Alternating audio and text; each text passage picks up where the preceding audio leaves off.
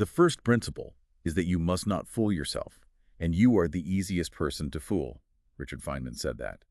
And wow, does that resonate today, especially when we're trying to make sense of everything online? It really does. Navigating that digital world, it isn't just about the information itself. It's also about how it's shown to us. Are Yeah. we actually making free choices or are we being nudged? Exactly. And that nudge is really the heart of what we're digging into today. We're focusing on something super relevant for, well, anyone buying things, booking travel, ordering food online in India. It's about consumer rights in this digital marketplace. And importantly, our source material for this deep dive comes directly from the Press Information Bureau, the PIB. So this is crucial stuff if you're tracking government action, maybe studying for the UPSC exams and need current affairs updates, or honestly, just want to be a smarter online citizen. Absolutely. So our mission really is to unpack what the government, specifically the Department of Consumer Affairs, is doing lately, doing to protect you, the consumer, from some, well, pretty sneaky online practices. Okay, let's jump in. The PIB source uses this term, dark patterns. I think many of us have bumped into these, maybe without knowing the term. What exactly are they, based on how the source describes them? Well, the key thing from the source's definition is that they are deceptive user interface designs. They're built intentionally to sort of mislead or manipulate you into doing things you didn't plan on, like maybe buying extra stuff or getting locked into a subscription or even sharing more personal data than you realized. So it's design used deliberately to trick people. And the source talks about the negative impact too, right? It's not just a minor annoyance. Oh, definitely not. The source makes it clear this erodes consumer trust, which is, fundamental for e-commerce. It also skews the market because some businesses gain an unfair advantage using these tricks. And ultimately, the source suggests it actually threatens the integrity of the whole digital commerce system. That's quite a strong statement. Yeah, that's serious. Yeah. So it makes total sense the government's getting involved. The PIB report mentions a pretty big upcoming meeting, doesn't it? It does, yeah. A major stakeholder meeting. It's set for May 28th, 2025 in New Delhi. It sounds like a significant event. Union Minister Shri Pralhad Joshi is going to be addressing these exact concerns. And who's actually attending?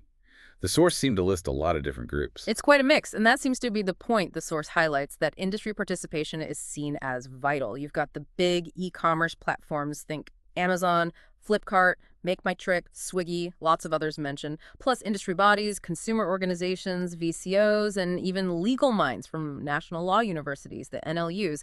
It looks like a very broad, sort of collaborative approach detailed in the report. Okay, but this meeting isn't happening in a vacuum.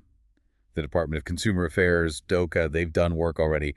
What does the source say about the groundwork? Right? They've been quite active. Right. A really big step was issuing comprehensive guidelines. That was back on November 30th, 2023. And the interesting thing is, these weren't just vague warnings. They specifically identified and listed 13 common dark patterns seen online. 13 specific tactics. Like what? Can you give an example or two from the source's list? Sure. The source mentions things like false urgency. Those countdown timers yelling, deal ends in 5 minutes to pressure you. Or basket sneaking, where things magically appear in your cart without you actively adding them. And another one listed is the subscription trap, making it ridiculously hard to cancel something you signed up for. The guidelines target these directly. And it wasn't just rules and guidelines, was it? Didn't the source mention something about technology? Yes, exactly. It shows they're tackling it from different angles. They launched something called the Dark Patterns Buster Hackathon in 2023. This was done with IIT, BHU, challenging students and tech folks to build tools to actually detect and fight these patterns, sort of fighting tech with tech. And did anything come out of that hackathon? Apparently so. The source notes that based on the ideas from the hackathon, DOCA, again working with IIT, BHU, developed and launched 3 consumer protection apps. That happened on National Consumers Day 2024. So turning ideas into practical tools. Okay, so we've got guidelines, a hackathon, apps, and then now this big meeting. How does the source frame the overall strategy here? The PIB source points to DOCA's continuous efforts, things like running awareness campaigns for consumers, actively monitoring platforms, and keeping this conversation going with all the stakeholders. A key takeaway from the source, I think, is how the department views this. Protecting consumers and enabling ease of doing business aren't opposites. They see them as complementary. It's framed as this progressive, participatory approach, public-private partnership in action. That's a really crucial point. Consumer protection, helping, not hindering, good business. So bringing it back to you, our listener, why is all this so important to know? Well, whether you're prepping for exams, UPSC, or others where governance, rights, tech regulation, economics are key topics, or frankly, just trying to navigate your daily online life smoothly. Understanding these government actions based on this PIB source is really valuable. It touches so many parts of modern life. Absolutely. And it does leave us with a bit of a challenging thought, doesn't it? It does. Considering how fast digital interfaces change, how quickly new tactics emerge, can regulations, even good ones, truly keep up? Or, in the end, does the real power lie with us, the consumers, being aware, being critical, and spotting these patterns ourselves? Hmm. Something to definitely think about next time you click Add to Cart. Well, that was our deep dive into a really current issue, drawing directly from the PIB source material.